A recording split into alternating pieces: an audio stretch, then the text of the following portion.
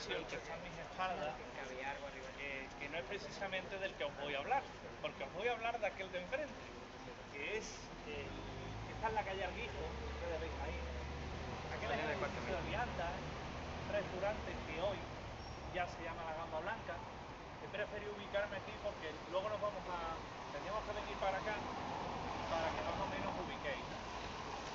Además lo quiero explicar cronológicamente.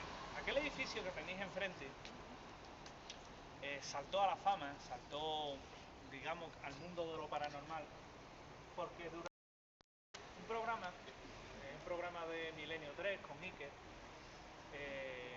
pasaron una serie que fueron retransmitidos en directo para toda España. Aquello no fue una investigación de un día. Allí estuvimos metidos pues 1 año y 8 meses, que se dice pronto. 1 año y 8 meses en los que estuvimos haciendo pruebas, en los que estuvimos haciendo investigaciones de mil índoles y en los que, bueno, pudimos constatar de que había algo extraño, había algo que realmente no sabíamos explicar, que realmente afectaba a los equipos electrónicos, pero que también afectaba al personal que se encontraba allá dentro. ¿Y qué sucedía? Me estaréis preguntando, y es lógico, ¿no? Mirad, ese caso nos llega por un comerciante de aquí de Sevilla que tenía la papelería ahí a la vera, donde hoy es Arena Flex, que es precisamente Gráficas Ruiz Megarejo. Estoy hablando de un investigador sevillano, amigo, que es Jesús Conejero. Jesús, como comerciante de la zona, que es periquín, que le gusta hablar con todo el mundo, pues tenía buenas relaciones con todo el mundo y las sigue teniendo. Y una de ellas era precisamente la gerente, Raquel Morcillo, de ese restaurante, ¿no? Un día Raquel se dirige a Jesús y le comenta que, bueno, que tiene que acercarse, sabiendo de la afición de él por el mundo de los fenómenos extraños, que tenía que acercarse a donde ella trabajaba porque sucedían cosas extrañas, a nivel de objetos que se desplazaban, les llamaban, sentían algo en la planta de arriba. Y Jesús Conejero pues se puso ya en contacto con nosotros para que viniéramos. Fijarse que en aquella primera reunión chocó un poco, porque el primero que nos recibe es el jefe del establecimiento, Javier Pérez Morrano, y lejos de querer ocultar lo que estaba sucediendo en ese lugar, pues dijo que realmente nos autorizaba a entrar ahí y ponernos a investigar, y a partir de ahí pues empezaron a suceder cosas. Poquito a poco se van contando y forman un todo, quizás, que es lo más interesante, porque los empleados de ese edificio pues pudieron y tuvieron la oportunidad de grabar psicofonía. Sebastián, uno de los empleados, Jorge y Carmen, los llamaban por su nombre y ellos veían que en el edificio pues no había nada. Mesas que estaban dispuestas de una determinada forma se daban la vuelta, volvían a mirar a la mesa y estaba dispuesta de una forma absolutamente diferente, sin que hubiera nadie. Cajas que desaparecían, aparecían en otro lugar. En la tercera planta se escuchaban pasos, pisadas, se veían gente. Incluso ya al final los propios clientes del establecimiento pues comenzaron a ver a ese ser, a ese fantasma, si lo queréis llamar así, pues que los empleados decían que veían.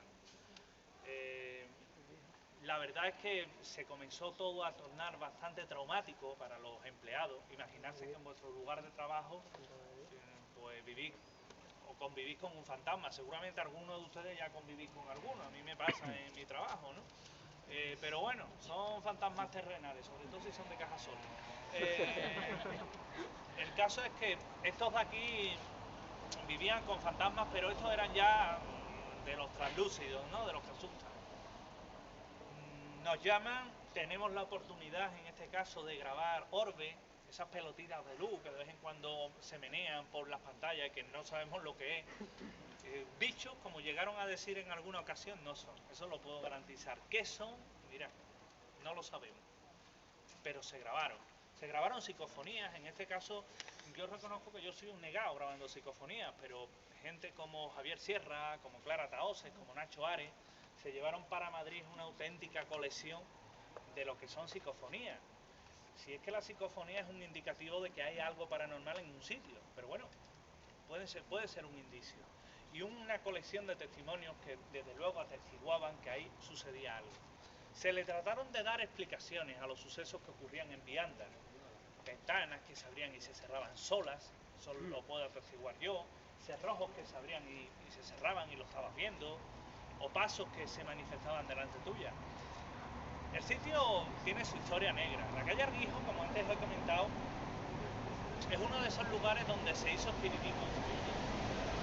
Es uno de esos lugares donde allá por el año 1892, la tercera planta, se alquilaba como una especie de hospedería y la gente que venía gustaba de hacer juegos de la Ouija o mediunidad, todo esto hasta casi finales de la década de los 60.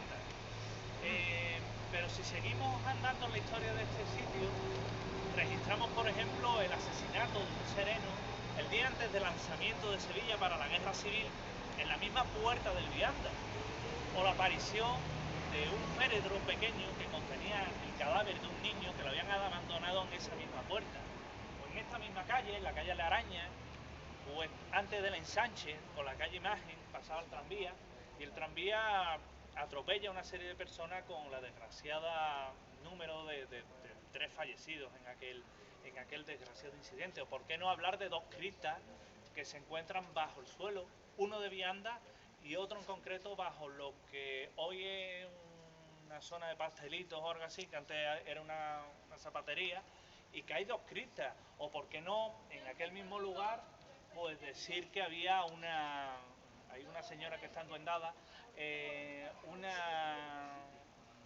he ido, he visto a la señora enduendada y me he ido absolutamente, pero bueno, no hay problema, regreso, rebobino y me voy a las cristas que había, y que justamente a la vera hay un colegio que estaba regentado antiguamente por religiosa, y aquí tuvo, por ejemplo, que intervenir el 061 de aquella época, urgencia, porque la monja decía que estaba poseída, estaba endemoniada, ¿no? O por qué no los obreros que en el año 2001 hicieron las obras de aquel mismo edificio, del vianda, del acondicionamiento, porque decían que en su interior desaparecían las herramientas o las movían de sitio, o convivían con un algo que no veían pero que sin embargo los estaba acompañando y los llamaba. Es la historia de un lugar, de un edificio que tiene bastante historia. Pero fijarse, cuando salíamos de aquel programa, de aquel mítico ya Milenio 3, que bueno, dirigió magníficamente en este caso Ike, ocurrió algo. Cruzábamos la calle, eran las 3 de la mañana, por donde viene aquí el amigo cámara, y justamente en este lugar nos esperan 3 personas. 3 personas vinculadas al personal de limpieza de este edificio, que nos comienzan a contar que teníamos que venir porque aquí en Bellas Artes ellos no trabajaban tranquilos. Algo les estaba incomodando, algo les estaba, es hora de autobuses, disculpad, algo les estaba incomodando que no los dejaba realmente trabajar. ¿Y qué es lo que era? Pues la verdad es que no lo sabían explicar. Simplemente nos invitaron, pudimos hablar con el decano, con el señor Millán García Toral, que nos extendió una autorización por escrito. Era la primera vez en la historia de la Universidad de Sevilla en la que se autoriza a un grupo de investigadores de lo paranormal, de lo misterio, de lo curioso, de lo que no podemos explicar, vamos a llamarlo como la definición que le queráis dar, a investigar aquí adentro.